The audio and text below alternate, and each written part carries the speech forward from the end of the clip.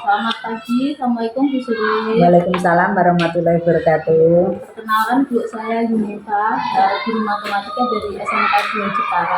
Ya, Mohon maaf mengganggu waktunya, Bu Suri. ya enggak apa-apa.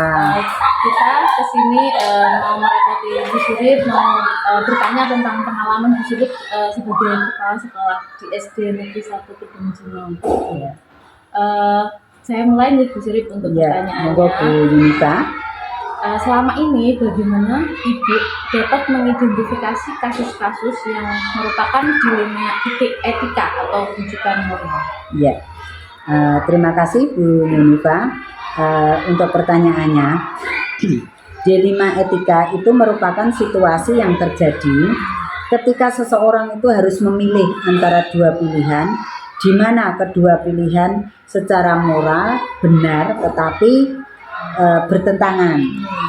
Sedangkan rujukan moral itu merupakan situasi yang terjadi ketika seseorang membuat keputusan antara benar dan salah. Kalau selama ini Bu Surit bagaimana menjalankan pengambilan keputusan di sekolah Ibu, terutama untuk kasus-kasus yang ada dua kepentingan yang sama-sama benar atau sama-sama mengandung nilai kebajikan? Ya, terima kasih Bu Yunifa.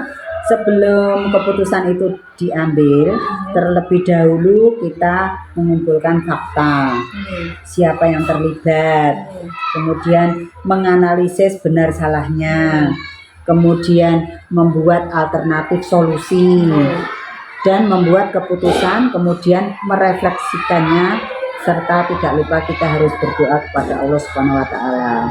Kemudian juga kita mengawalinya dengan penelusuran masalah, kemudian mengidentifikasi masalah, hingga terbentuklah kesimpulan. Inilah sebagai dasar dalam pengambilan keputusan.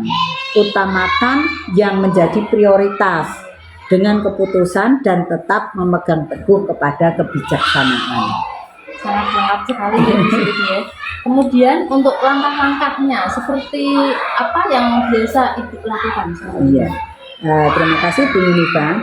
Menentukan penyebab permasalahan dulu, kemudian menentukan siapa yang terlibat, berdiskusi dengan warga sekolah, kemudian membuat beberapa solusi keputusan. Kemudian menimbang lagi dari berbagai sudut pandang sebelum memutuskan, dan setiap keputusan yang dilakukan di bawah tadi tidak lupa yang jelas berdoa.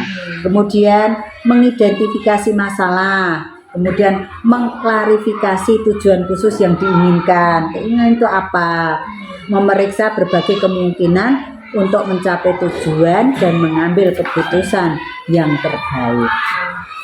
Baik Ibu, untuk pertanyaan selanjutnya, kira-kira hal apa saja yang selama ini Ibu anggap efektif dalam pengambilan keputusan pada kasus-kasus dilema etika? Ya, terima kasih. Dengan menelaah siapa yang terlibat, kemudian sifatnya urgen, kasus dilema, dan pengambilan alternatif diskusi. Kemudian dalam mengambil keputusan itu harus secara bijaksana dengan mementingkan situasi dan kepentingan yang terlibat. Baik Ibu, untuk selanjutnya hal apa saja yang selama ini tuh merupakan menjadi tantangan untuk Ibu dalam pengambilan keputusan? Ya, dalam mengambil keputusan yang terbaik karena keduanya itu merupakan masalah yang sama-sama benar. Kemudian yang harus menguntungkan kedua belah pihak. Kita tidak boleh memihak antara yang satu dengan yang lain. Kemudian di saat keputusan yang diambil itu bertentangan dan keputusan dari pihak lembaga, misalnya ya tadi bertentangan dengan lembaga, misalnya kepolisian atau puskesmas atau kesehatan, itu keputusan yang diambil terkadang melanggar prinsip keadilan ya bagi anggota yang lain, karena seolah-olah seperti ada perlakuan yang istimewa. Kita tidak boleh tadi, oh ini putrane pejabat, oh ini anaknya petani, ataupun kita tidak boleh memperlakukan seperti itu. Kita memperlakukan yang sama dalam mengambil keputusan. Kita tidak boleh memihak. Tidak memandang anak siapa. Iya, walaupun betul. anak guru di sini. Iya, gitu, betul. ya. Kalau salah ya memang Iya. tetap kita lakukan. Oke. Ya. Kemudian apakah ibu itu mempunyai jadwal tertentu dalam penyelesaian kasus dilema etika?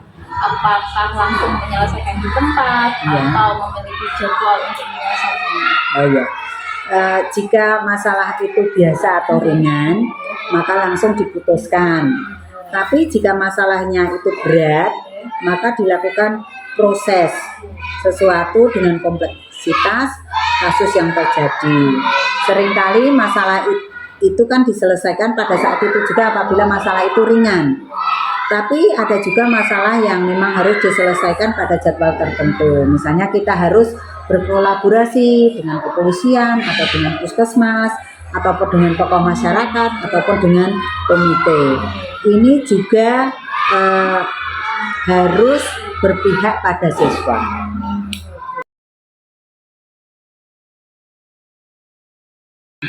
Untuk pertanyaan selanjutnya, apakah ada seseorang atau faktor-faktor yang selama ini tuh mempermudah atau membantu ibu dalam mengambil keputusan?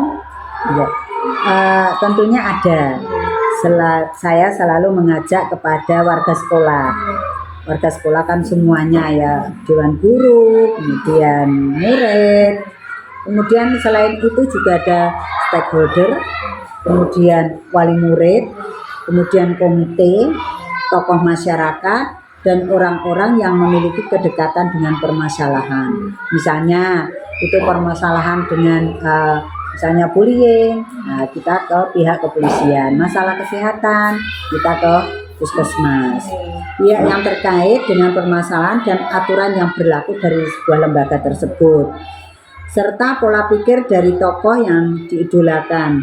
Keluarga itu juga sangat penting dan pihak yang terkait dalam suatu permasalahan.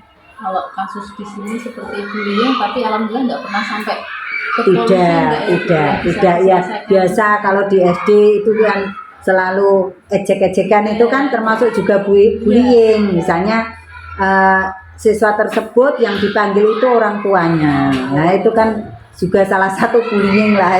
Ya, jadi guru SD merangkap guru BK.